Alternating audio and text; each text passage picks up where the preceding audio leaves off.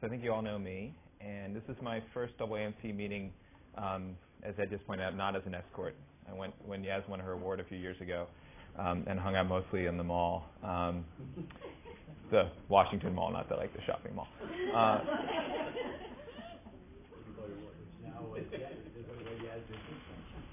And so I'm going to talk about, Shashi and I went to one of the sessions about the proposed revision to the Scramble, which will no longer be called the Scramble.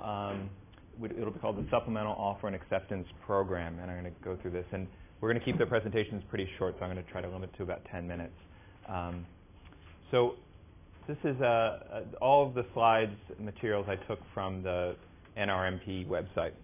This is a graph from there.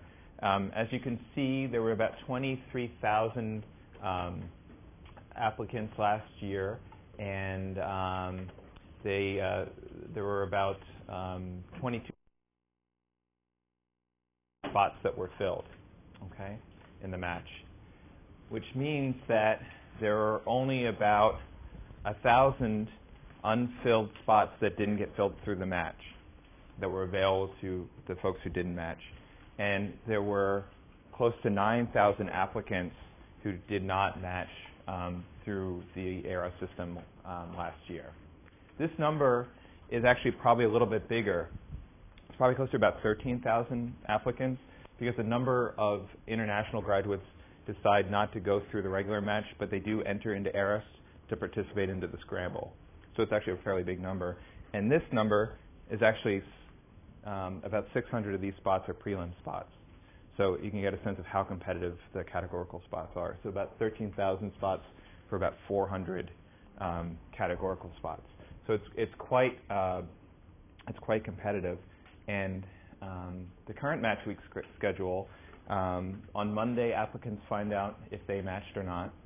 On Tuesdays, programs find out if they filled or not, and that's when applicants start to send info to the programs.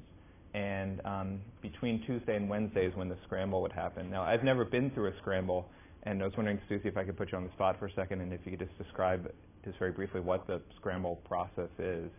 Well, at our school, we actually close the office, depending on how many unmatched students we have, and we assign one advisor or one of us per student with a staff person, and they'll have a fax machine, and all the materials go to ARIS. And what we do is when that document comes out at 11 o'clock in the morning, we sit with the student and kind of go through a scrambling plan with them, look at what's available, where it's available, whether they have to switch out of the specialty that they had hoped to match in, and we make a priority list with them. And starting at noon, they're allowed to contact the program. And it's pretty stressful. It's pretty quick. We've learned some strategies to try to contact the physicians in their clinical offices, because often the academic offices have phone machines on and we can't reach them. Most of our students, if they're not really matched by 3 or 4 o'clock in the afternoon, it's really not a good sign. And we have a couple of programs in the city that really help our students. So Lennoxville, the Queens program, Record, yeah. Usually takes 1 or 2 students. Our surgery program and the prelim often takes a student. And sometimes we actually discuss with the student alternative plan. So a couple of years ago, we had, I think, 5 students decide to do a scholarly year from the match to the following match, and we apply with a better strategy. And how did they do? They did great the following year. So what we're trying to do is, so most of the students that don't match are students that did not heed our advice or did not come to us when we asked them to tell us that they had less than 7 to 8 interviews. Actually, today at our team meeting, we're doing that review today. We have all the information. We've solicited, all the advisors have solicited information from the students asking anybody who doesn't have 7 or 8 interviews, so that we can help them now. It's better to help them now than during the Scramble. So what's the average number of scramblers? Yeah, well, last year we only had 1. The most I think we've ever had since I've been here is 5 or 6. But it depends. By definition, you're not scrambling if you're scrambling for a prelim program, if you match to your advanced. So those students applying in radiology or anesthesia that match in that advanced program, many of them will have to scramble for medicine. It is very tough to get a medicine prelim in the city now. As you know, the number of medical students graduating has increased, but the number of programs has stayed the same. And in New York, because so many people are matching in anesthesia, radiology in New York City, the prelim programs in New York City are very, very tough. So you get a sense of that the name, the scramble, is actually pretty appropriate because it's a lot of sort of informal calling, and it sounds like one of the strategies we've had that's made our program successful in this regard is that we have some personal connections that we're able to rely on. So this is the way it looks. As Susie said, it begins on noon on Tuesday, but most spots are taken in the first afternoon. Within 3 or 4 hours, about 75% of the spots are taken. Again, there's about 13,000 applicants vying for about 1,000 spots. They use ARIS.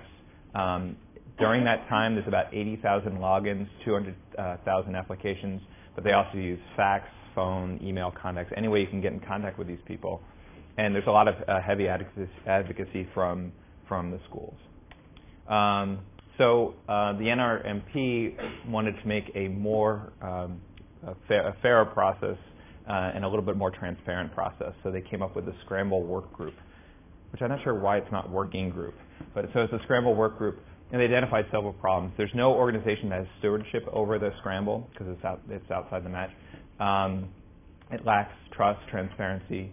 Applicants must make career decisions too quickly, often in minutes. Oh, you didn't get your ortho spot. How about anesthesia? There's no separation between application, interview, and appointment. It all happens very quickly.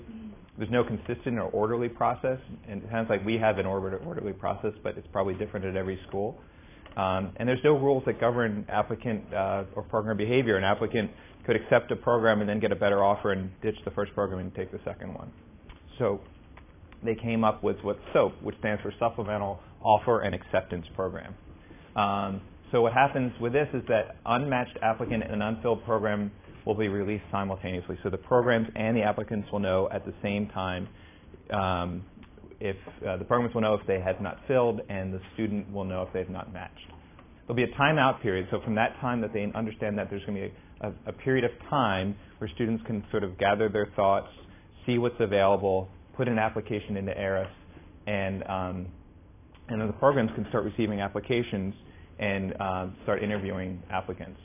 Applicants and programs will only be allowed to send and receive information through ARIS, and that programs that participate in the match can only fill their unmatched spots through this process. I'm sorry, I came in just a bit late. Is all of this happening this year? I'm sorry, it's going to happen in 2012. Oh, okay. So this year, and this will probably change. This is what they presented as a way to sort of put this out there, and they're going to get feedback, and then by 2012, this process or something like it will be in place. So what will happen is the programs will make preference lists. So they'll list, they'll get the information from students, they'll get applications. They may do interviews by phone or by Skype or something like that, and they'll create a list, a preference list for themselves. And so at a certain time, those preference lists will be released. Applicants will get accept or rejection notices, and they have to accept within a few hours. Okay, I think it's within 2 hours. If they accept, fine, that spot is taken. If they reject, it goes down to the next applicant in the list. If the student doesn't accept or reject, the offer expires in 2 hours. Okay, positions will be deleted from the list once an offer's been accepted. And the unfilled positions will be offered to applicants in order of preference, so all the positions are filled. Say if a program has gone through and they haven't got any hits and they've run out of applicant names, they can add more names. And this proceeds throughout match week. Okay. So in terms of the applicants, anybody who's going to be eligible to participate in this SOAP process will get an email Friday before match week. So every student who's eligible, it doesn't mean they haven't matched, so we're going to have to educate our students not to freak out about that email. But only applicants who can start their program on July 1st are going to be allowed to participate in SOAP. And they can only apply to unfilled match participating programs during match week. Okay. They must use ARIS. They can't use phone, fax, email, or other methods, exclusively ARIS, so that's very different. They cannot have another individual or entity contact programs on the applicant's behalf, so that's going to change what we do from a lot to not as much. And they'll only be able to accept positions through during match week, through this SOAP process. Okay? After match week, if there's still any spots, they can then apply to those spots through a different process. The unfilled programs, they must accept applications only through ARIS. Again, they can't use other means of communication. They must during SOAP during match week. They can't offer positions to people who aren't eligible, and they can't make outside offers. And they're not required to fill their positions during match week, and then they would go outside the match after that week. Sorry. So a couple rules. If an applicant rejects or an offer or allows an offer to expire, no other offers will be made to that applicant from that program. Once an applicant accepts an offer, the applicant will not be able to send additional applications. They say it's going to be an electronic handshake. Once they accept the offer, the process ends. The spot is filled. The student can apply for other spots. Once it's filled all its application spots through SOAP, it cannot send out more applications or add more people to their list. And it creates a binding agreement. So the new match week will look a little bit like this. So on Monday, both the programs and the applicants will find out about the match status.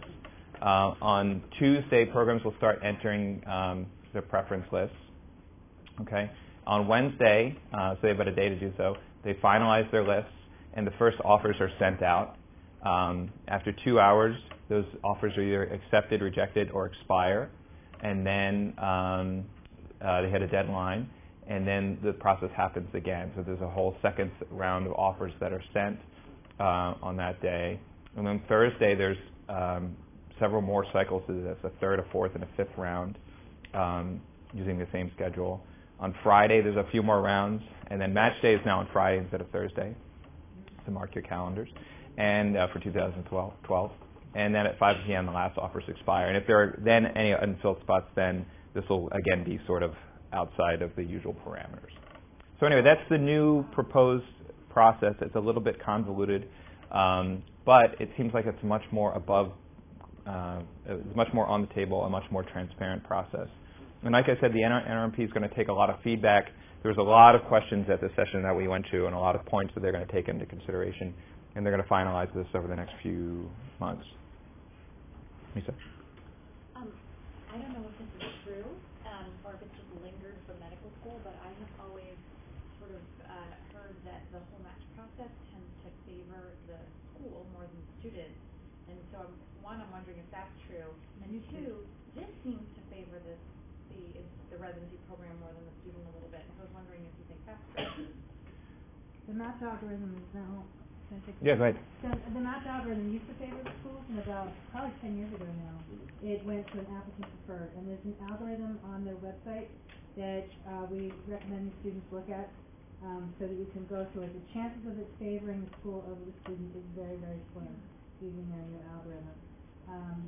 I agree with you here. What was proposed, the alternate proposal was to have a second match, have students have a list and have programs have a list.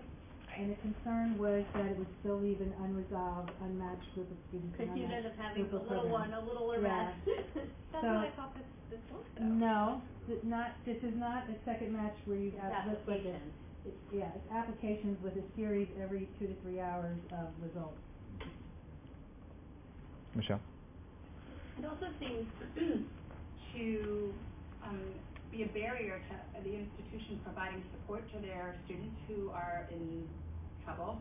Also seems to be a very resource-heavy process, right? So it sounds like if our students are supposed to do all of this by themselves, theoretically, if we want to support them, we want them to be on campus, which means we have to have terminals and ARIS on many computers, and if it's Skyping, we'll have to have cameras. And yeah. Seems like a really big shift that is going to happen. And is it absolutely going to happen? I think it's absolutely going to happen from what we gathered, yeah. I think a lot of institutions will have to think about, including us, probably sooner rather than later, although I don't want to think of it. Well, it's, we're still going to be we'll still be going to be counseling people, obviously, about, what's feasible, how to quickly prioritize stuff and stuff like that. But we find that it's very helpful for our students to have the support of a faculty member or a staff person kind of managing with them the process, and it seems like they're really wanting schools not to do that. They really want to. Exactly. Why is that? What is that culture shift? This doesn't favor us. So what was favored before were schools that were of our caliber, that had a big name, our students would be favored in the match, especially when we would advocate for them in the ways that we advocated for them. Oh, because we had Judy Rose here, that's why we had them. No, because we had the team when we had the Mount Sinai name. Yeah. I mean, they would much rather have a Mount Sinai student than a student coming from a smaller school. So our... Interesting that that's not valued anymore. Right? This is a very competitive environment. This comes from the other schools that are struggling with that. This comes from the other... The egalitarian. From the Yeah, other everybody's a schools. winner. Didn't we learn that lesson from this generation? Everybody's not a winner. That's not true. Michelle, this doesn't preclude us helping them with it. You just can't call up, Steve Reichert and say, dude, we got somebody, take them. I mean, you could have people say, should I take this one, should I take that one, shall I let this fall for expire? You can do But it all that wasn't stuff. just Reichert. I mean, we would call the University of Maryland people we didn't know, and we would get on the phone and say, I this think student is the best thing. This is less resource intensive to the school than It is, but it's more risky to us. It's riskier to our students because our students will not be as successful in this process as they were. That's our reputation. So maybe just two more questions because I'm already over time. Sorry, when do these scramblers, when do they send out applications? Is it Monday that they find out? So then starting Monday is when they can start sending out stuff and start arranging. I'm not sure how interviews are going to work. And is it going to be a separate application process that they then have to fill out within a couple hours? It'll be a separate process through ARIS, yeah. I mean, probably they can use a lot of the same materials, like say MSPE and all that kind of stuff, but it'll be a separate process. I'm sorry to interrupt. I think there's an added buffer of students having more time to prepare and think about their strategy. Whereas with the scramble, it was kind of like we had very little time. Yeah, and it's sort of like if something came along, it would be very hard to turn it down. And yeah. so when programs start giving out offers, there's no way for you to know if the school is offering, but you're kind of wanting this other school that also has a spot, and you think that you might be competitive to that for that other spot, but if you don't accept this, you don't really know. That's true. You don't know. It's a little bit. Depending on money, you take the chance. And it's Yeah. clear in the meeting that Alice, the answer, it was really clear that they advised you to take the first. Okay. Yeah, it's very strongly encouraged that you do The that. numbers favor you taking one. The NRMP was really hesitant to It's one say offer that per students should wait for better offers. That One it would offer be per silly for them not to take the You could be a lucky student and get 6 You could get 6 offers. Yeah, and you get them all at the same time. Yeah. But you have to be at the top of the list for all those programs. Right. The one thing that we'll do is we'll change our strategy in advising students for the match. Yeah, go ahead. Because right now we advise students not to put a PF program at the end of the match. And this way, students will at least have a program that they match to, although it's very complicated, as Scott will tell you, because you're funded for what you originally wanted by GME funds. So you're now telling them to do that? Now we're only doing that in selected cases like dermatology, because they need the internship to get into the fellowship. Derm fellowship. So those students that are on the cusp for derm, there's a couple of derm fellowships around the country that will guarantee them into derm, but they have to have an internship and it has to be a great place. It can't be at a community hospital. So there are certain pieces of advice that we give to, very targeted pieces of advice that we give, and we're going to have to think about that advice moving forward. I'd make a comment that we're not going to be able to say there's a possibility that on match day, not everybody will be matched. Because effectively the offers go past the match day announcement. You can still match after match day. They expire. So we won't be able to. I mean, if you saw, there's like 8 rounds before match day. Yeah. So I think our students will probably be okay. Unless they're not smart and they start turning down offers. Now, will we know, or will we know what they've turned down? Hopefully they'll tell us that. But Yes, I know. But we won't know what offers they get unless they tell us. Yeah, I know, that's the issue. Yeah. They don't have to tell us now in the scramble, but they'll. They can do the Valerie Parkas Fellowship in admission. So I think we should probably move on, just in the interest of time. Sorry.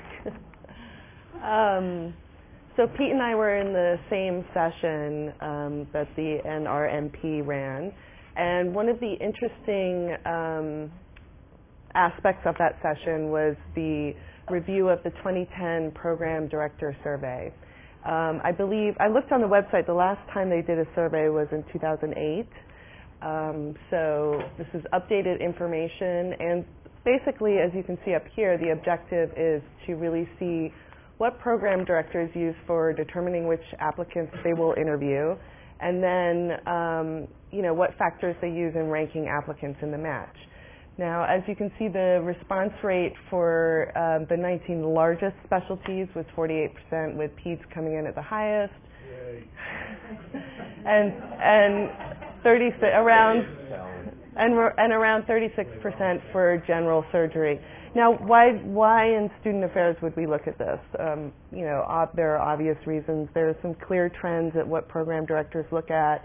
This helps us advise our students on what they should be focusing on overall, and if, specifically for which specialty they're going into. For instance, how important are step one? How important is step one? How important is the MSPE, et cetera, et cetera. And it also helps us kind of decide where we're going to refocus our efforts as we help students through the residency application process. So let's go over what factors are used for selecting, for selecting candidates for interview. So, I picked out kind of like the main areas that, residency program directors look at. And of course, the step one score is a biggie, and it comes in at 73% use step one as a factor for selecting applicants to interview. And I'm looking, Lucy, don't panic. Coming. The other 20-some% of people. Right. Or weren't aware of the fact that they were using it. Right. Coming in as a second highest factor is letters of recommendation. 68% value the personal statement, and I thought this was kind of an interesting fact. Being a graduate of a U.S. allopathic medical school and a graduate of a highly regarded U.S. medical school is less important than step one. 60% of programs use the MSPE for the interview selection. So that means 40% are already, they're just kind of like, that's a bonus. And then only 44% of the program directors considered AOA a factor. Yeah. Oh, and so just let me preface this by saying that I'm doing the across specialties. If you have more if you want to find out more about specific specialties, you can go on the site and it'll give you, but we could be here for hours and in the interest of time. And then because community service and research are an important part of our mission, 41% cite demonstrated involvement and interest in research as a factor, and 52 cite volunteer and extracurricular experiences in the personal statement as a factor. So what's That's interesting. So that's an interesting flip, because we put in MSPE, which now we know is not always relevant. So we should counsel our students to put it in their personal statement as well. So all the things that we highlight in the MSPE is excellent. The personal statement, they're just looking for red flags. That's why it's important. They're not looking at the personal statement. Although this, They use the personal statement for red flags. Right. and for service. Is that what you're saying? Is that what you just said, Shashi? Mm-hmm. Yeah. But that's a part of your ERAS application already. Like, there is a section for service? It's for community service. Yeah, for service. It's the dead czar. Volunteer extracurricular experiences. What red flags particularly in the personal statement? I mean, because I feel like the red flags are often in the letters and in a lot of things, but not necessarily the personal statement. Well, sometimes they are in the personal. Yeah, really bizarrely appropriate. You can't Bizarrely. write inappropriate How many weird years ago? statements. But I do find that the letters these days are a little bit written by other. Okay, so moving on. What's important? What's important for ranking? Clearly, the interview, not surprisingly, is the most important factor in ranking. The interactions with the faculty, how staff interpersonal skills, those are really important. What's new this year versus the 2008 survey was the evidence of professionalism and ethics, ranked very highly at 4.5. Excuse me, this is on a scale of 1 to 5, clearly, 1 being not important at all, and 5 very important.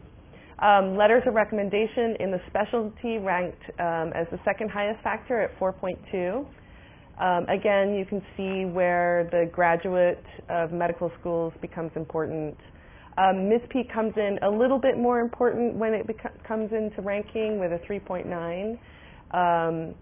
Scores are still continue to be important. AOA is about average, but less important in ranking versus the interview selection. And least important part of the ranking is the personal statement, because they've already kind of used that for the interview process. So what can we take away from this? I mean, we obviously need to continue to develop and implement Step 1 prep for our students, because that's a need and it's clearly still valued among residency programs. We need to continue to communicate the trends within specialties and overall to our students, so they're aware of kind of what they're up against and what they need to strategize about over the 4 years of their career at Sinai. And then also to really look at trends around the MSPE. How useful is it? How much time should we as an institution be investing in it? Because, really what are the residency program directors looking at? So this is kind of a nice segue into the LCME's view on student affairs in the MSPE.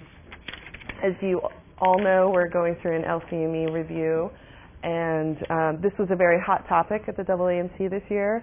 And the real issue is, what's the role of student affairs in the medical student performance evaluation? How much should we be involved in a student's evaluation through their 4 years?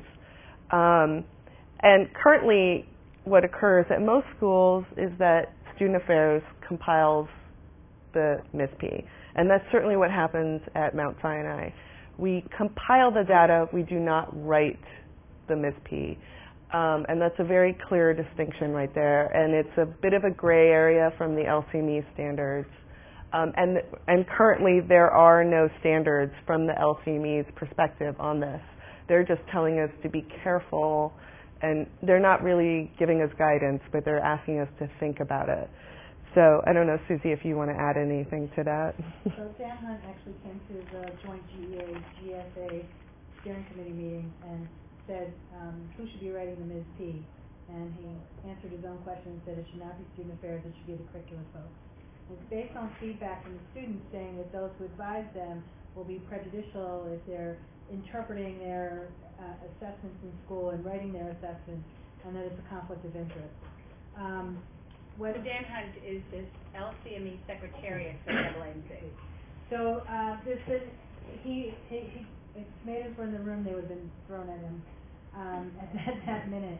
But he makes an interesting point. But what I think has to be clear is the MSPE is a letter of evaluation, not a recommendation letter. And so from our institution, although it's compiled by our office in student affairs, there's nothing that is written in that letter by the student affairs advisors or by any of us, with, I think, 2 exceptions over the entire year with students that had very unique circumstances where we just wanted to clarify something. So that's out of thousands and thousands of MSPEs. So what we do is our students in the database answer a questionnaire, they fill out the portfolio, and kind of like a Mad Lib, we have a template. And based on how they identify their gender, their activities, we get this templated letter that's pulled from that database, the official file, and so actually our clerkship directors, our curricular folks write the evaluations, not the student affairs folks. And I think we're also safe because the only place where we do interpret the data is we are required by the AAMC to put the students into quartiles, and we do that completely algorithmically and using a numerical scoring system. So, and the folks on AAA, who sit on the AAA board here know that. We have a grid that has all the things that the school values. We've assigned numerical numbers. The students know that we do this, but they don't know the exact numerical values that we use. The students get a numerical total, and then we have what's called a ratio, because some students were not eligible for certain points, like if they deferred anesthesia or psych, they weren't eligible for points had they gotten honored. And then we sort it by ratio.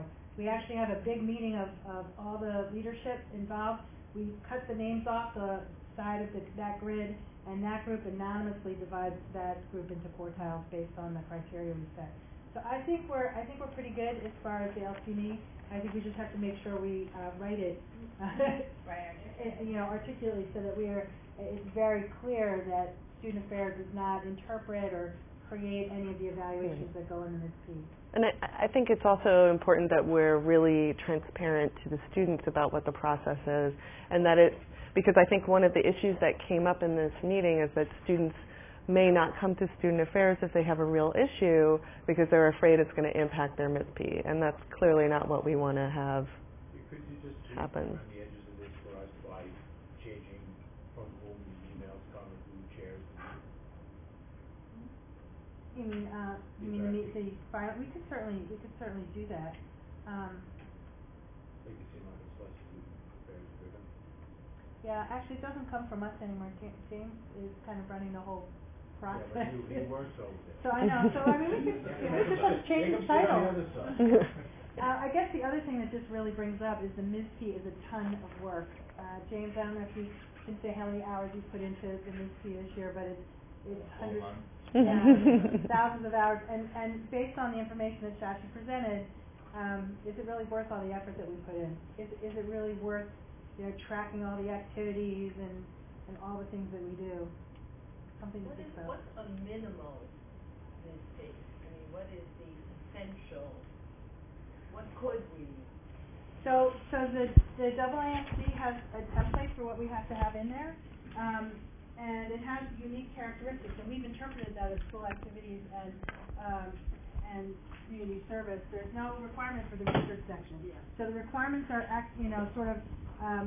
who they are, the academic history, how we grade them in the clinical and preclinical years, all the clerkship evaluations, the summary statements, and the 5 appendices. That's the requirement for it. I think we should take this data a little bit with grain of salt because it's all programs. As opposed to, most of our students apply to the top programs, and I know the top programs look at AOA and they look at the quartile and the MSPE. So I think we really have to interpret this as just like, a whole mixture of things, community programs and stuff like that, where maybe they don't get a lot of AOA applicants, so it's not important to them. It doesn't capture resident programs perception of various schools' MSPEs. Yeah, that's it. So I'm sure they value different MSPEs differently depending on how they're done. And along those lines, other programs directors or no programs. I used to get pissed off when I was reading crappy MSPEs. It's like, come on, you need some help here. I don't know what to do. So I thought the sign was really exemplary. The other issue is that some of the stuff we had this issue with the GME, that some of the schools don't use portalization. They just say they don't do it. And so I don't know what if somebody really depends as to what happens to these students. We can talk about that. And we don't do any comparative data for Appendix A for the first 2 years of medical school. So we're sort of out of compliance on that. We also don't put students into quartiles, or they actually have them in thirds for Appendix C, which is professionalism, because less than expected or normal professionalism we think is the kick of death. So that's all narrative. Okay. I'm Lucy Schulson. I'm a second year.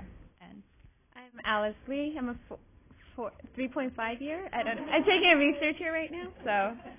So we're the student reps. There's representatives for each class, but it's usually the second year reps and the fourth year reps who go. And we'll talk a little bit about some of our impressions as students at the conference. So the theme of the conference this year was 100 years since the Flexner Report. And at least my impression was a lot of what many of the speakers seemed to be emphasizing was how medical education has changed since Flexner. And one thing they really pointed out was how the focus was more on the individual physician, and now, and we hear this all the time, how to work as a group and work as a team and team-based healthcare, which is something that I think Sinai emphasizes maybe in the first 2 years at least, and to some extent, I can't speak, but Alice can, third and fourth year starts to get lost a little bit. So one thing that we found that Alice will talk about. So I think we can all agree that starting from table conference, that started my year, that we have always, as I focused on group activities, peer-to-peer tutoring, peer-to-peer support. And I think first and second year we do a really great job of that. Now, when it gets to third year, we have our team, and we work within a team within every one of our clerkships. And I think, you know, we as students, we do our best to work within a team, but we kind of lose the peer-to-peer support side because, you know, obviously we are competing against each other to establish this honor, high pass, gradation. But when I was at the conference, I started talking with this pediatrics clerkship director from George Washington, and he did this just for the small group preceptor, the preceptor sessions, in which with his 4 students, he gave them a group grade. I mean, within their teams, they're still graded according to something else, but just within their small preceptor session, he gave everyone the same grade. It is obviously a session in which students come out and basically just present to him, and then they have a small discussion about the case and what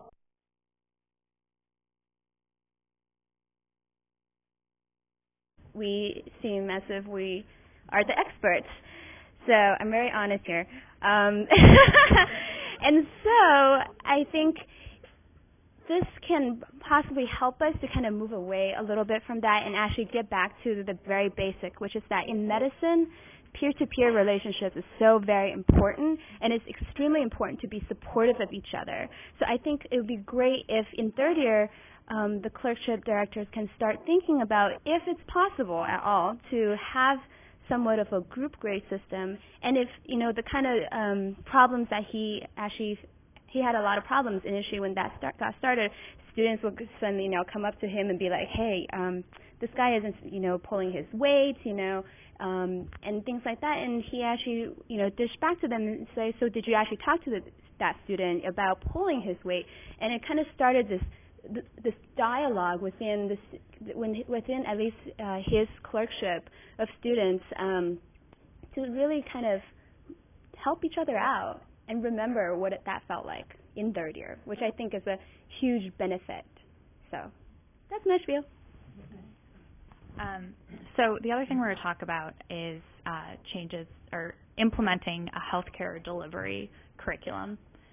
So I have to say that most of the talks that we went to, the impression I got was everyone is very worried and doesn't know how to educate students in this sort of unknown future of healthcare. And the medical, it was, as a student listening to this, it was a little frightening, to be perfectly honest. It was a lot of, what do we do? And so I think that this, for both of us, sort of stood out as one of the talks that we went to that seemed to be one step towards what we need to start thinking about in terms of changing our curriculum. So Jim Kim, who's now the president of Dartmouth College, this is sort of his new initiative, his talk was called Building a Science of Healthcare Delivery. And it was a concept of having people within the system improving the system. And I know we've all heard that a lot. But he talked about how so often we have consultants coming in and telling physicians you need to use 5 fewer sponges and seeing what has been effective and trying to implement that in other settings. And he really emphasized that this needs to start with medical education because as medical students, we need to start to be sensitized to these issues. So what they're developing at Dartmouth right now is they're implementing this into the medical school curriculum. So this is just one slide from his presentation. And so as you can see in the first year, as you're learning the basic sciences, you're also learning the basics of healthcare delivery and learning about how the healthcare system works. And we do get a little bit of exposure to this in first year, but this is something I think could be developed a little bit more and maybe less superficial in the first year. And then in second year, and this might happen in second semester, but I haven't really seen it that much, but as you're learning the pathophysiology of different systems, you also learn about what's diseased within our own system. And what I particularly liked is he talked about having sort of a problem-based learning, having case studies of different systems and looking at really analyzing them and looking at what works and what didn't, particularly when things go wrong. And I think this could be integrated into our curriculum, potentially at ASM. I know that there's already a lot within that. And then in third year, trying to take what you've developed in your first and second year and apply it to projects that have to do with improving the healthcare system and analyzing the healthcare system, again, in a scientific way, rather than this sort of superficial approach. This doesn't work. And trying to have, develop case studies and looking at different systems. And then what they have in their fourth year is sort of a capstone project. And what he really emphasized is this kind of having this in your 4 years of medical school. By the time you go to residency, you're well equipped to start really dealing with these issues. And it's just a way of getting physicians a little bit more involved in an area that we should be more involved in. And by making it a part of medical education, at least for us, it's gonna better equip us when we actually are physicians to go out there and really be analyzing the system in a way that I would say we're more comfortable analyzing systems when there's sort of a science to it. And he talked a lot about, as I think everyone here is like working with interdisciplinary work, working with people in public health, working with business schools. Dartmouth has a lot of that, but that this really has to come from within, and starting with medical education. And I would just make one comment about that, is that when in third year and third year, sorry, not really fourth year, I see a lot of my residents being like, well, this is the way it's done. There isn't anything you can do. And a lot of them feel very defeated by the system. And I think it's really a lack of knowledge of how it even works and how it can change. And so this is why we both felt that this is actually very critical to understanding how change can happen in the medical hierarchy.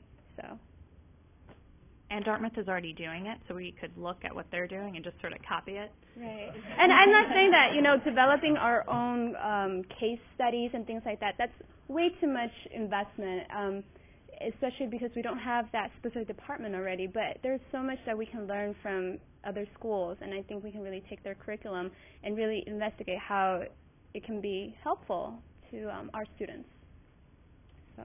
We gave him an honorary degree last year. So oh, yeah, he's got that. True. At least he can give us something back. Case study. It's very interesting. Are they doing anything in their residency in their GME? Because effectively you're going to end up with a cultural conflict where you have medical students being trained in one culture and then meeting residents who are trained in a different culture, and that it happens in the science curriculum, but it's a real problem.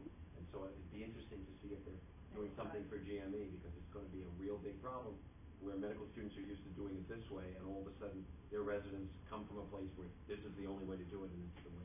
I keep hearing from residents, from the students who get this sort of stuff from EHOP, that they're a huge asset on the team. And they had no idea. Most of the residents don't know what a REAP office is, and here's a student who works at EHOP and can really help the patient get insurance when they leave the hospital. So they're usually seen as an asset, just as like the student. I can't remember the pathophys of something. I'll look at the student for it. They're sort of looked at as that they have that domain of expertise. What I'm talking about, an intern who comes here thinking that they know exactly how it's going to be, and not necessarily an upper level teaching. But I think this is not so they go in and they're like, this is how we're going to change the system, at least not initially, but it's just to sort of make it something that we should, to kind of, I guess, bring like the idea of evidence-based medicine.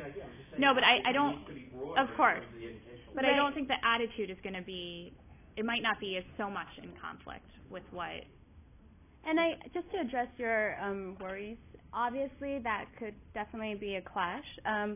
What is great about Dartmouth is that Jim Kim is the president of it all, and that is one of his driving motivations and ambitions for the school.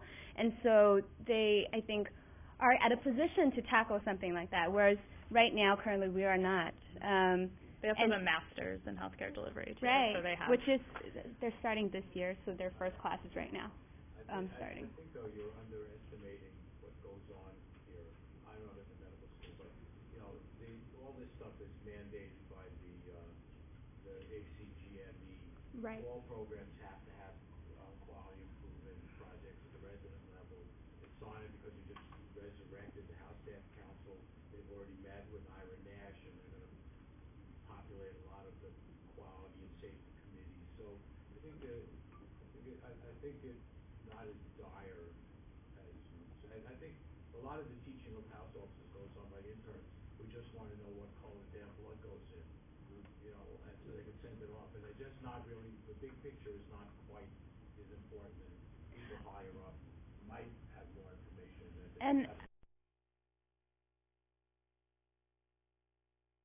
Having this background, when I can come down a little from my internship, I can revisit the issues I faced as an intern and think about what can be done. Whereas if I don't have this background, I feel like I might feel like I'm just stranded and I'm isolated and this is the way it's going to be. And then I start getting into this mindset of which I can't change. Sorry, yeah. Next. Oh, no, we're going to move on to the picture part. Oh. Yeah. Sorry. So I went to a session on Sunday that was actually, there had been a call in academic medicine to answer the question of the year. And the question of the year in academic medicine is, what are the most effective ways to make medical school tuition and medical school fees free to students in exchange for public service? And they put a call out and they asked for a one-page sort of either idea of something that could work, or maybe something that you're already doing at a medical school. And actually, David and I wrote something up, and it didn't get accepted. However, 10 pieces, one page, I mean, they got hundreds and hundreds and hundreds, but 10 pieces did get accepted and are in this month's academic medicine, November. And 4 of those were presented at this session at the AAMC. And they're all very varied. But I found it, well, first of all, it's the question of the year. And the purpose of the question of the year is, quote, to foster deeper, more comprehensive thinking about issues important to medical schools and teaching hospitals, to open up new avenues of exploration, and to engage readers with the journal in a new way. And then Stephen Cantor goes on to say at the beginning in this journal, November Journal of Academic Medicine, while the authors of these 10 essays achieved these goals by describing efforts to subsidize medical school tuition and fees in exchange for service, there is an implicit theme woven through every essay. Education service exchange programs have the potential to improve care in underserved areas for active duty military personnel, for veterans in the immediate vicinity of a teaching hospital, in public health clinics, and even in a student's own rural hometown. So they had sort of a very disparate range of very interesting things that came in after this question of the year. Why did David and I find it and respond? Because from the, I guess, platform or seat that I've been working in the last year, this is a huge issue, right? So with respect to recruiting students into this medical school, and into medical schools across the country, students are leaving their medical school training with an average of $160,000 in debt. And that is having a huge impact on their school choice, depending if they get, scholarship money. And it's having probably a very profound, although less well documented, but documented, influence on their career choice at the end. So it has an important workforce issue ramifications in this country. So with that in mind, we've been tossing around, a lot of people, David, Michelle, Karen, a lot of people in this room, thoughts about trying to do some sort of loan forgiveness at this school and trying to develop. And it's a conversation I just wanted to open up in 6 minutes with this group. So let me just briefly go through some of the highlights of things that were presented, because they are interesting. And they don't necessarily totally work for our institution, but I think elements of each one may. So the first one that was presented, and again 4 were presented, was the medical student loan program in Kansas, which is a program that has been in effect since the 1970s and totally works. The state of Kansas provides tuition and living expenses, so full tuition and a $2,000 stipend per month for 120 students every year. So not 120 times 4, but 120 per year total over the 4 years. And students, in exchange for that, commit to doing 1 year of service for each year of funding. Students agree to enter an approved primary care residency, so again, approved residency. So when we've been thinking a little bit about what we would need our students to do if we had some loan forgiveness, they already have approved ones that they allow in a way. Approved primary care residency and work in a designated underserved location. They have had nearly 100% enrollment since 2007, so 120 students a year. They did have a decline around 2005, and then they made some alterations to the program. But again, the program's been in effect since the 70s.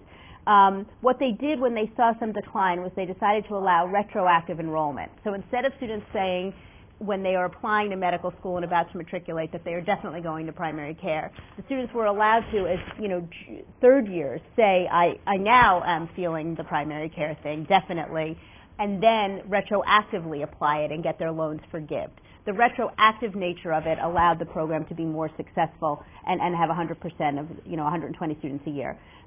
The key to this program is another key to this program is that it's state funded. So there's a line item in the law that allows for it to happen, and students, because that line is there, and because the students are often go into rural, designated, low level of physician places in Kansas, the Congress, the people who are making the laws are not going to change it because they're getting doctors into designated areas that don't have doctors. So there's stakeholders who are not going to change this line item in the law. The other thing that they did is that they made the penalty of not reaching the obligation fairly severe. So if you're thinking, God, I really don't want to go into primary care, instead of staying and getting another year of tuition, which then you have to pay back at 15% interest, you just pull out, and then there's an opportunity for another student to take your place out of the 120. 15% interest. Wow. Yes. That is So the program has 100% enrollment, and 66% fulfill their obligations to the state itself of Kansas.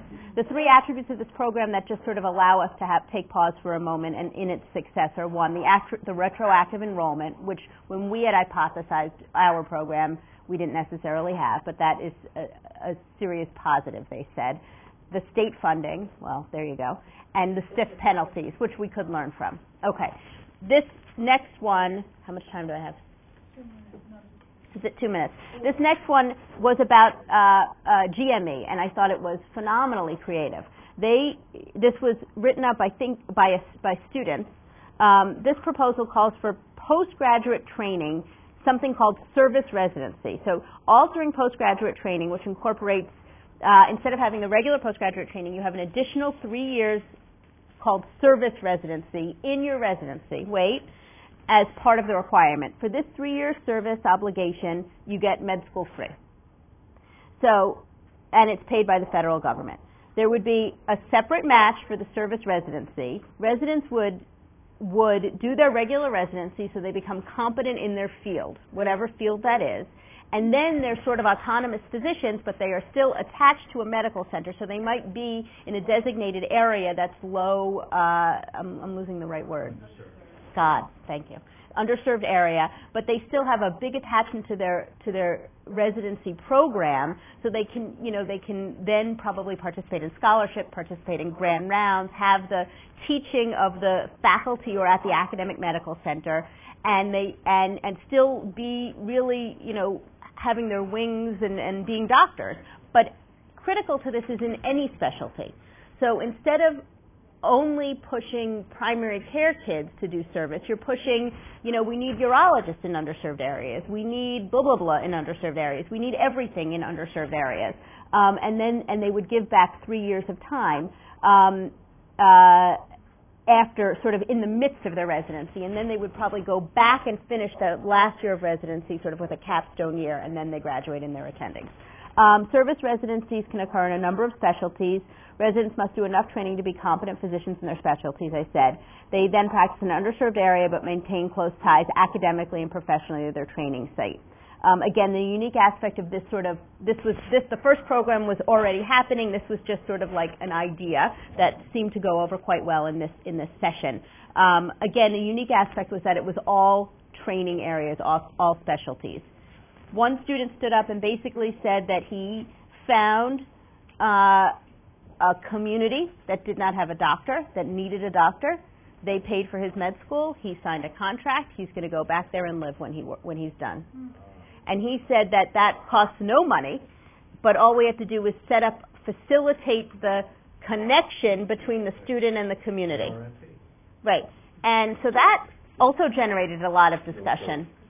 But again, the students who had talked about the second idea, which was called service residency, felt strongly that as like a graduating senior, or even if you take a couple years off, the commitment of doing a specialty when you're not yet been in medical school and been exposed to different specialties is the tough part. And so then to have this student stand up and say, this is what I did and this is what I'm doing, was interesting, because he obviously knew what he wanted to do, or yet he isn't doing it yet, and we'll hear from him in 5 years that he's miserable, but hopefully not. The fourth one was a school I have to admit I don't know very much about, but it's called the Uniformed Services University of the Health. Oh, yeah, okay, well, Dr. Barnett, duh, I know everything else there is to know. Just kidding. So this school is tuition free. The students receive pay at the level of a second lieutenant. There are 171 students per year. I don't know why not 170. The school started in 1976. Yes, exactly. Their dean of admissions is not doing well. 76% of the graduates remain in active duty at retirement. I thought that was a phenomenally high number. And 16% of the students who graduate from this school opt for family medicine. So the students in this school are all military. They're all military. Right. So they're learning. That's an important. Yes, they are all what they are working in the military. They are getting paid. They are in the military, and so the curriculum is very much towards trauma and towards combat and towards infectious disease and towards a lot having to do with military. This, again, is another model that has worked in this country for students at least giving back to that, to the military itself and having no loans. So we are trying to do it not through Medicare money, not through the community paying, not through a state line in the budget, although all of those would be great, and not through a service residency, but through philanthropic dollars. And hopefully being able to draw in the philanthropic donation through letting the donors realize that we need two things in this country. We need a lot of things in this country, but two of the things that we need in this country are workforce issues around academic primary care docs and physician scientists, translational researchers. So those, right now, that was our proposal. And I don't know that it was not unique enough or it was written poorly because I wrote it or whatever it was, but it didn't get picked. But that's where we, at this school, one of the things we're thinking about with respect to loan forgiveness, that if students do those tracks and then commit after they graduate, that perhaps they will have less loans. Did I talk fast enough? Do we need more translational science? I mean, is that... In this country, yes. We do. Okay, I don't know. Where NIH money is going now, the bench to bedside, to bring things to the bedside or the community. Quicker. I thought Going people away from were basic scrambling for it. Like I thought that it was great. We are ahead of the curve. This is just starting. This is the very beginning. No, we're not looking at sort of the whole country. We're looking at something that we could do here. No, that still exists, but it's a small program. But yes, it is a model. It is a model, and it works. So drug therapy, all of those things, yes. One of our third year students was just accepted. I think she's the only one. No, I think Gipsos or Blanis is in that. I get them mixed up. They're both so wonderful. Steele. Lawrence Steele just got two. No. Post-residency? I believe it's post-residency. Yeah. So it's a fully equipped. So this, our thought would also be post-residency. But I think some of the lessons from the Kansas one, although, I mean, I know the analogy is a hard one between Manhattan and Kansas, I think work quite well. The SIF penalty and the retroactive enrollment. We can't get state budget passed unless that's a budget line item. Yeah. And he's cutting everything, especially Require an endowment. It would require an endowment. But it would allow, I mean, there are, you know, here we are with public equity and hedge fund people. Yeah. You can't do it. I'm just asking. Yeah.